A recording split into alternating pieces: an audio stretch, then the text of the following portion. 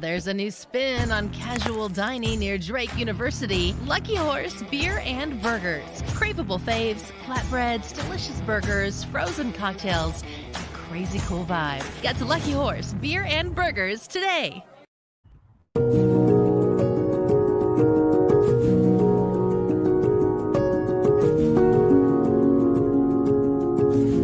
The morning news on YourIowa.com is brought to you by the Commission on U.S. Territories, striving for equal representation around the globe, and by Keep Iowa First, committed to keeping the Iowa caucuses the first in the nation contest in selecting the presidency of the United States. And now, here's your host, Brent Roske.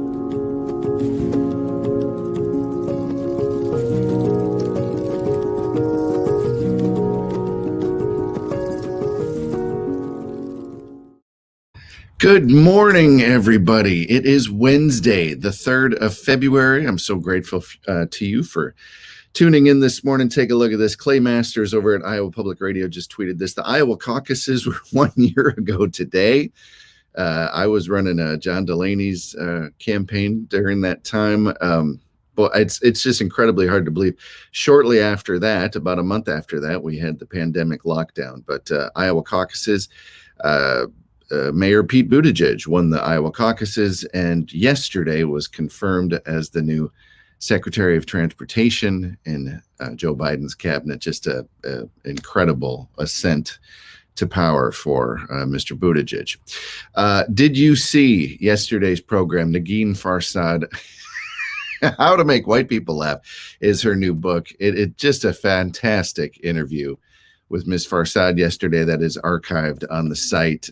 Check that out. It was fantastic. Today's interview, Andrene Ward-Hammond, there she is. She co-stars on Bryan Cranston Showtime show, Your Honor. Boy, just a fantastic interview with Miss Hammond. We recorded it just a couple days ago, and just an amazing story. In 2007, she was told she had a tumor. She was working retail, and she said, "You know what? I'm not going to waste this life. I'm gonna go for it. I'm gonna go be an actress." And now she's on one of the biggest shows out there, amongst other shows. She's on NBC show Manifest. The list goes on and on. We're going to talk about all that with Miss Hammond. Monday show. Did you see this, folks? The Barn, an amazing film about the Holocaust. The folks there on the screen. That's Carl Shapiro, who, when he was a boy, he lived in a dugout beneath a barn, survived the death camps. That's his granddaughter there in the white jacket. They are visiting Auschwitz in that shot right there. But you're going to want to take a look at that interview with the director of that film. Phil Berger actually tells his own story about his father surviving 4 concentration camps and getting back to the States. So just, you're going to want to see that. That's on the site as well. Monday, we are celebrating Black History Month all this month. Deborah Willis will be with us on Monday. She has put out this book recently, The Black Civil War Soldier. Miss Willis is a photographer, also a professor at NYU, alongside Oscar nominee Sam Pollard, who directed the new film MLK FBI, who was on the show just a couple weeks ago. But Monday, Miss Willis is going to be on the program live from New York City, talking about her new book here. So we are incredibly grateful to Miss Willis. Also next week, celebrating Black History Month, live from West Africa, we have Bonnie Louise Brown, who actually is from Des Moines, went to Drake University, worked with the Iowa politics, and is visiting relatives in West Africa. So we'll be talking about, she gave a speech yesterday about the American Civil Rights Movement, about the current, incredibly current issues we have in this country with social justice. Going to be talking to her about all that, Black History Month, and that is next week. Tomorrow, we are going to be chatting with the gentleman who took this footage. This is Brendan Gutenschwager's footage. And just look at this insane violence here. This is from January 6th, the insurrection that happened at the Capitol. You see just fighting. And this is, they were told they couldn't use force. We're going to be talking about how different it is, the color of someone's skin, how you're treated when something like this happens. But we're going to talk about what it was like for him to be there. That is him holding the camera right here, filming this stuff. We're also going to be talking about what it means. Myanmar right now has a military coup, and the reasons are so similar to the grievances that these rioters have, not believing in fact, not believing the truth, which is that Joe Biden won the election. And here is the sad outcome of what happened from that riot on January 6th. Just yesterday, here's NBC News tweeted, President Biden pays his respects to slain Capitol officer Brian Sicknick, whose remains were given the rare distinction of lying in honor at the Capitol Rotunda Tuesday evening.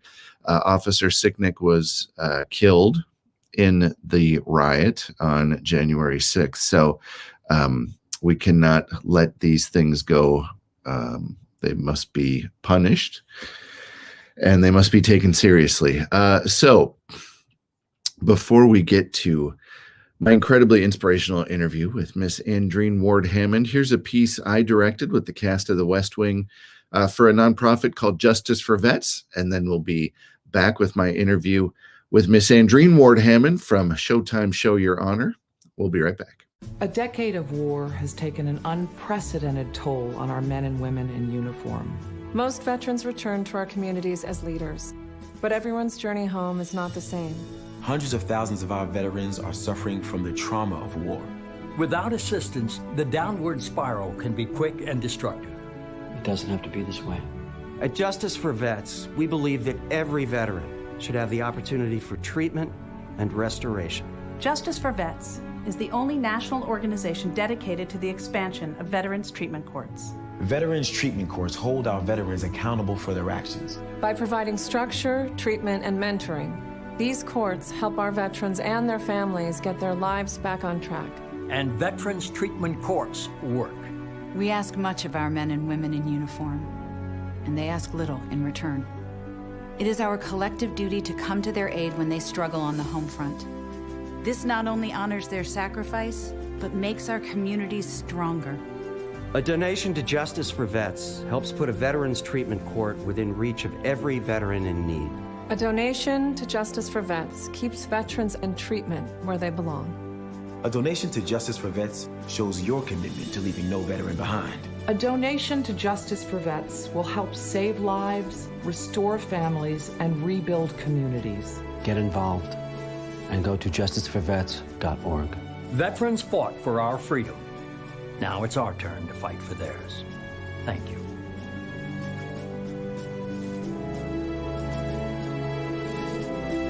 Welcome back to the program. I am always so grateful to the guests who take time out of their busy day to chat. And today, I'm just so excited. I think she's the actor booking the most work of all of Hollywood from Brooklyn. Andrene Ward-Hammond is with us. Andrene, thanks so much for being with us today. Thanks for having me, Brent. Super excited. I mean, look at these credits. Showtime's Your Honor, NBC's Manifest, HBO's Lovecraft Country. And those are just the ones I could fit on the thing. Netflix's Project Power. It just goes on and on. If you go to your IMDb page, you watch your reel, you just simply have been on every show. I mean, you've got to be happy with where your career's at right now. You're blowing up. Oh, man. I'm like, when I say super grateful, I just want to carry a glass of water across the screen. Like, if I could do that, I've done my work. Like, I just come to support. In prep for this interview, I was reading some of your other interviews. The Wrap did a piece on you, and the quote, I just love it. Every second is an opportunity to redo, to start again, to start doing it in the direction that makes you most happy. It tells this story of you. 2007, you were working in sales, you learned, and it says you had a tumor, you couldn't get health insurance. And 2007 is not a long time ago. Just talk about that. It sounded like you just started from a really tough spot, and now you're on every TV show they're making. Like I don't know. It's something about a doctor telling you this thing could take your life. And he's like, wait a minute. So if it can happen to me, then like, what is all of this for? Why am I not enjoying it a little bit more? And I think we just kind of go through life hoping that this thing happens for us instead of actually putting it into action. And just even the small steps, even when you feel discouraged about it, it's one small step in the direction that you want, that you're manifesting for yourself. And I just did not want to go through life doing this job. I was good at the job that I did, but like, why not explore the most of what I think I can get out of this? And I absolutely love performance. I love improv, all of that. So I was like, well, what's the worst that could happen? I could hear what? No. I didn't have health insurance. They didn't even want to work on me. So I'm like, if that's the worst of it, then you know what? Let's go ahead and play. Let's see what this is. It's truly inspirational. The rap talks about, your quote was, wake up tomorrow morning, no matter what it is, you can always restart. The next minute you have is a restart for yourself. Hollywood talks a lot about reinvention as a career going on, but you just decided to really reinvent your whole life, it sounds like, from square one. Yeah, I found myself that everything that I was doing, it wasn't the best of the thing that I could do. And I did great in the things that I did, but I did not feel fulfilled. And I didn't even start directly in TV and film. It was, I want to give back. I started teaching kids improv and acting. And we did that as a business for years. And then I was doing it with kids for so long. I was like, well, let's see what it looks like playing with adults. Got into a class. I honestly did not think that anything would come of it. And it was friends. I was like, I think you're pretty good at this. I was like, that's what they all say. Whatever, that's cute. Sure, I'm good. Like, it was one of those. And it literally just became that, like, I think you should do a little bit more. I think you should go here. I think once you start working on that thing that you absolutely love, you'll find that you're moving in a direction where people help you. They will get you in the right direction. So it literally has been a whirlwind of opportunities, and I'm super grateful. Folks, these credits, so Showtime's Your Honor, that's one of their big tentpole shows they're doing right now. Bryan Cranston starring as the judge who finds himself, boy, you can watch the pilot episode, it's a pickle. He's in a pickle, and you're right there. Your character is Big Mo. Why don't you tell people about Your Honor? Your Honor is a show about a widely respected judge within his community, and his son has an accident that literally catapults Bryan Cranston's character into an ethical and legal nightmare. And we watch as all of the decisions he makes directly and indirectly affects those around him and within his community. And I'm one of those people who is affected by it. And I come in there to set the record straight, to kind of get things back in order. I'm the mother hen of my community. And then you've got these other shows. NBC's Manifest. I love your character name in this, Captain Kate Bowers. That's just all power. I love that. Tell folks about playing Captain Kate Bowers. When she comes in and also to clean up that precinct. Everybody's kind of in there doing their own thing, and I feel like everything coming towards me is getting everybody in order. I'm here to keep everybody in line and just create a little bit more structure. So Captain Bowers, very no nonsense, very in your face. I'm very dry about it. Is you see what you get. I am that for her, and I think that's what Michaela needed in that show anyway. She just needs somebody to draw her back into order. So I can hear definitely a little East Coast accent chatting with you. You're in Brooklyn right now. How has it been being an artist on the East Coast through the pandemic?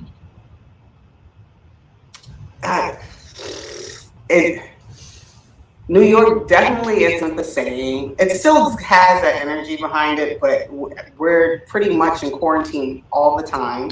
I think that I feel the safest when I'm on set. Everybody is like following protocol incredibly, strict about it. And I think that's a great thing. So I don't think there's anywhere on the planet right now I feel the safest, because we get tested all the time.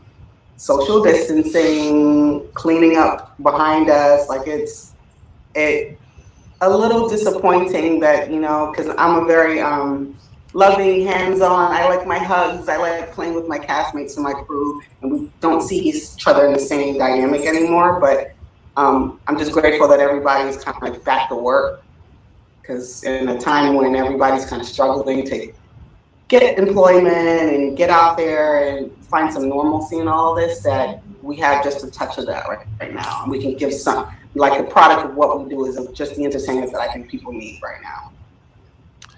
So I read an interview that you did for Cinema Blend, and it was talking about microaggressions that you've experienced in the industry. And I had the good fortune many years ago having lunch with a gentleman named Robert Townsend, who wrote and directed a movie called Hollywood Shuffle, that as I was growing up really helped me understand some of the challenges that folks of color face, not only in the entertainment business, but just going into the workplace. And you talked about, microaggressions on set, your hairstyles, different ways, different things that producers would say, we want your character to do this, this, and this. I was wondering if you could share some of those insights, because I found them interesting, incredibly helpful.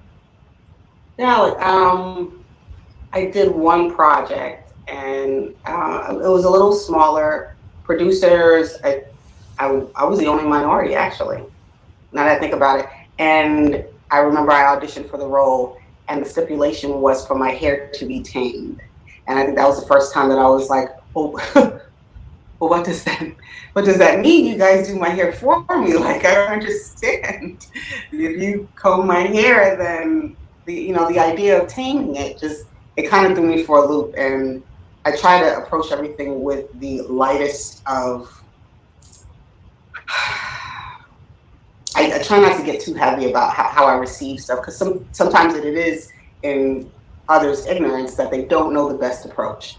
And I remember getting to set and asking producer, like, I came with my little Afro puff because I'm natural.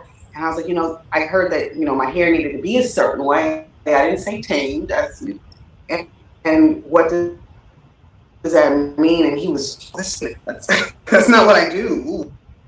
I don't know how to.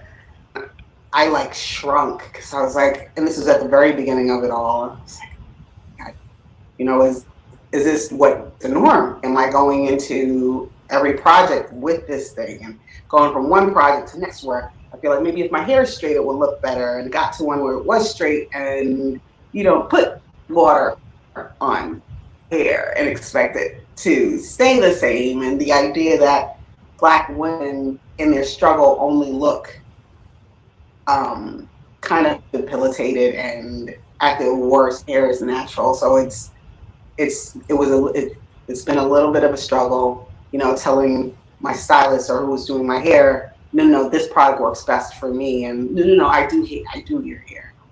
Okay, you just so baby steps in this. I'm learning. And communicate without seeming like aggressive or just a little abrasive, because I think I'm super pleasant with everybody, but I was like, I don't want to seem a little crass if I'm like, no, that won't work. So I'm grateful that it's changing. I've noticed that the time that I've been in here, it's changing. So I'm super grateful for that, and that there are more open ears to it, and producers are coming to me. How do you feel about that? Do you feel comfortable? So I do see I see a change, and I'm feeling better about how the direction that we're moving. Thank you for that. Thank you for sharing that. And you mentioned right before we started recording today that your daughter's also pursuing acting as well. Why don't you talk about that? Yeah, I honestly, I tried to get her to start when she was little, like 5 or 6, because everyone was like, she's really good. And I was like, yeah, I'll send it in. And I sent it all the pictures to all the agencies in the Southeast, and nobody bit. And I was like, maybe it's not what I think it is, again.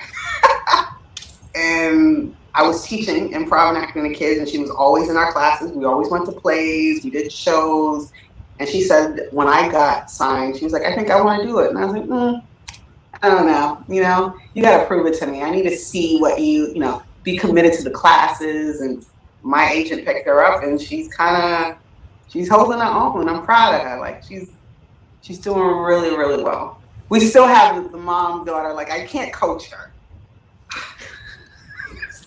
But she, we are finding a nice little balance in the dynamic here. She's actually here with me while she's doing For Life and I'm doing Manifest. And although she would like her own place, this is New York, so we live together. Oh, that's fantastic. Well, congratulations to both of you, but really, Andrene, it's just a treat to see somebody just fly like you're doing. I mean, these credits, and obviously you're just getting started, but boy, oh boy. I mean, Showtime's your honor. That they just promoting the heck out of that thing. And NBC's Manifest, I mean, every time I flip on NBC, they're running another promo for it. So it's got to feel good as a performer to be a part of a production that, the money folks are saying, we're going to back this, we're going to promote this. So often you do a project and just, did it ever happen? And you're just on some big ones. Lovecraft Country, talk about that, being a part of that, just one of the most original productions that come out in years.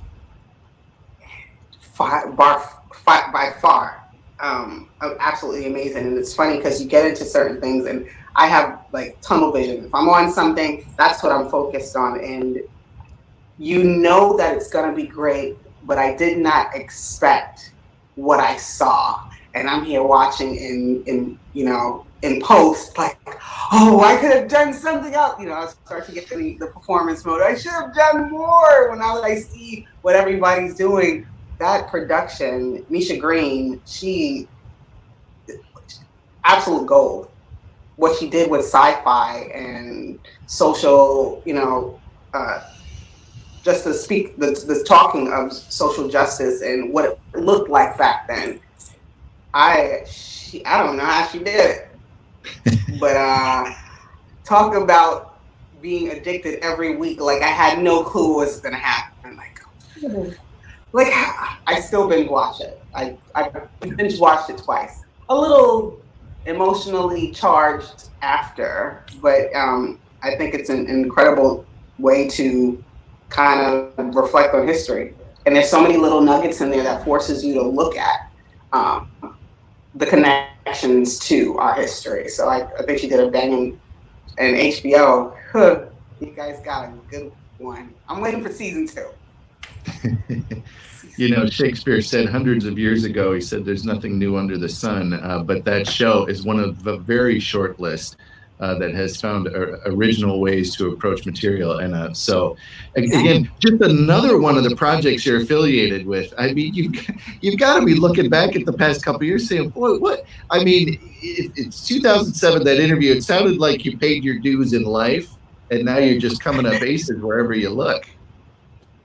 I try to keep my head down and do the work. Like I'm finally doing something that I absolutely love to do, so I can do nothing but do the work and be grateful for even the hiccups that come, the little hurdles. And it's like in retrospect, what could my life have been? I really could have been sitting in that job, just irritated every other day. Not that I didn't do a good job, but in like my coworkers, but like wondering what more is there. And at this point, I'm really just exploring what there is, and I'm able to share. I think that we feel like a certain way by a certain age, and to explore as much as she can explore time that she's in. So what better way than to be a reflection of that, And it's weird looking back at all the things that I've been a part of.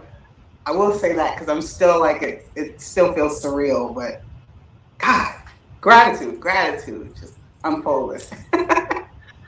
Andrene Ward-Hammond is with us from Brooklyn, New York. Thank you so much for taking the time to chat with us today. Thank you for having me, Bryan. I really appreciate it. This is exciting. Folks, we're going to take a quick break. We'll be right back with more of the program. Don't go anywhere. Every morning, millions of Americans are joined together by a simple act. They get up and they go to work. They do it without fanfare, without complaint, when times are easy and when times are hard. And right now, times are indeed hard. Because this morning, there were also millions of Americans who didn't go to work. We're hurting, we are mourning, and we are struggling. At times, it can feel like we've never been more separate from one another, in more ways than one. But we can change that. And we will. Because we can choose to see that we've been connected all along. Connected by a love for this country. By a continual drive to improve upon it. Connected by the shared dignity, the quiet respect of an honest day's work. Yes, this morning, millions of Americans woke up and they went to work. And we did too.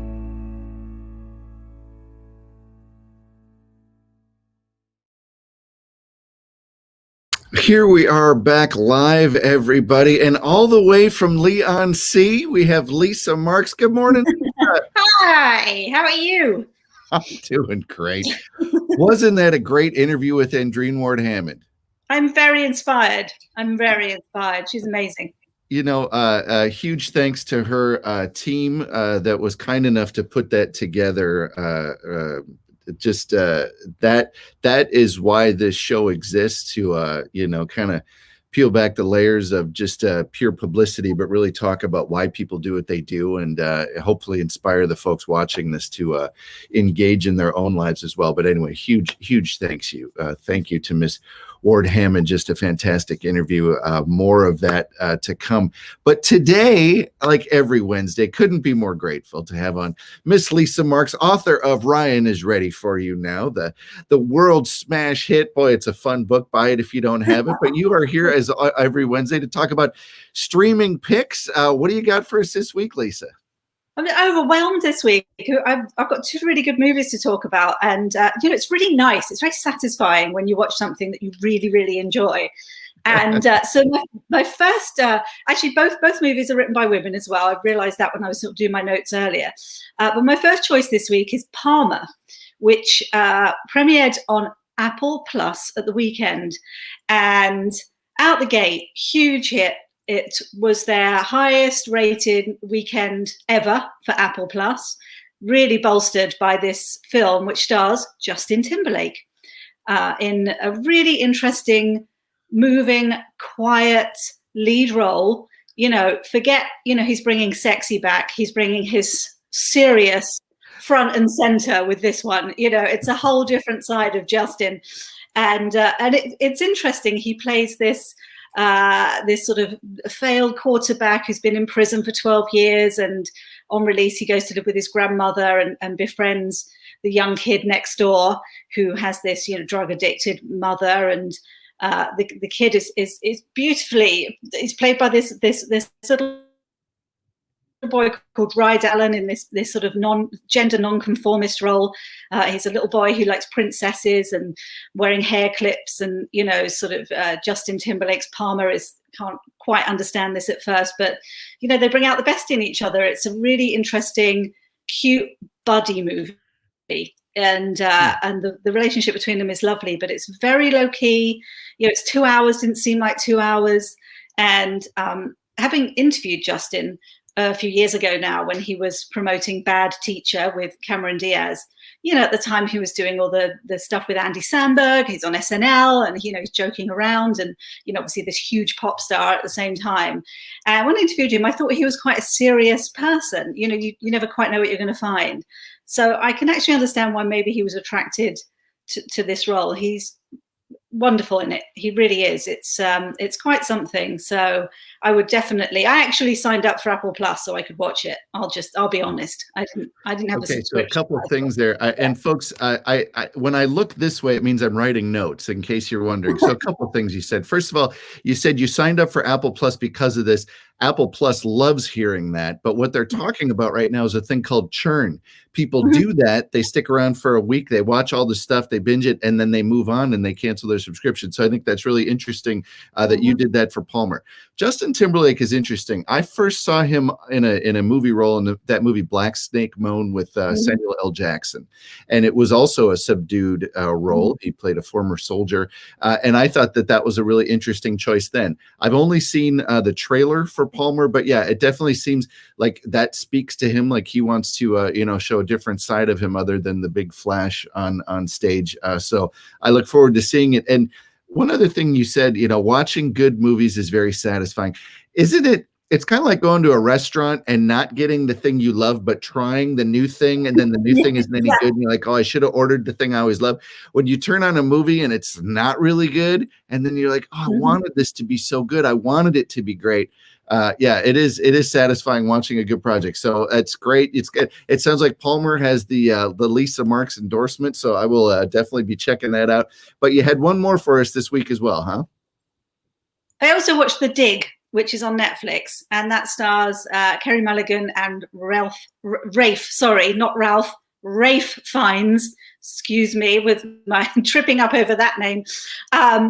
It's based on a true story. They've just an artistic license, but it's it's set in 1938, 39, and it's a true story of this lady called Edith Pretty, which is such a wonderful name, who wanted to investigate these mounds of mud on her land at Sutton Hoo, which is in Suffolk, which is about 150 miles that way as the crow flies.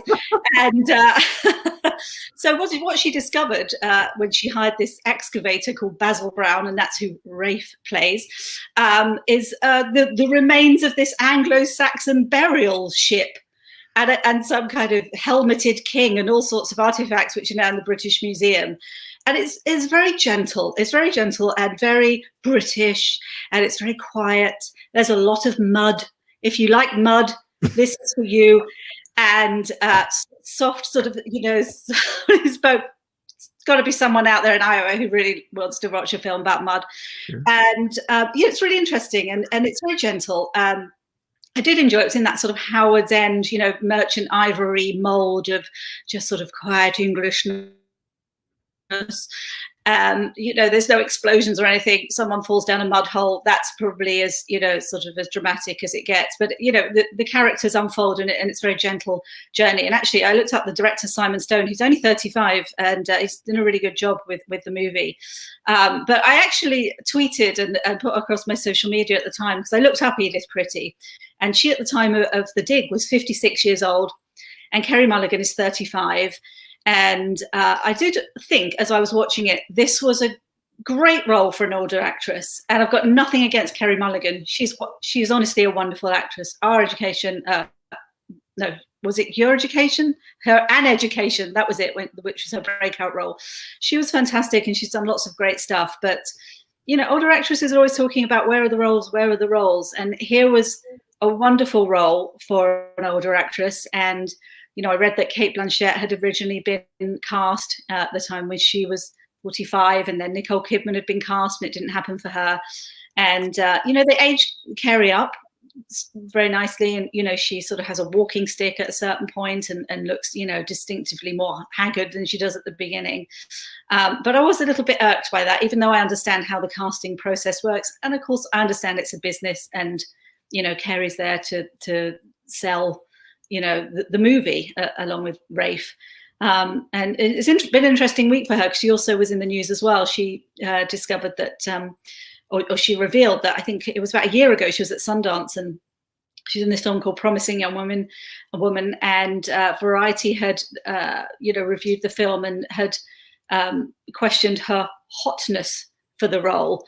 And she felt a little attacked by that. And, I think one is more objective and one is more subjective. So obviously I immediately felt bad about having a little dig, if you'll excuse the pun, at Carey, because I didn't realize she'd been through such a horrible time with the press. But fortunately, I think, Variety stood by her critique of their critic. And I think he was sort of slapped on the wrist because really, that's a very subjective move. But she played it well. But speaking of that, there's a movie out right now that I adore called Kajillionaire. Miranda July wrote and directed it, and Deborah Winger is one of the co-stars of that.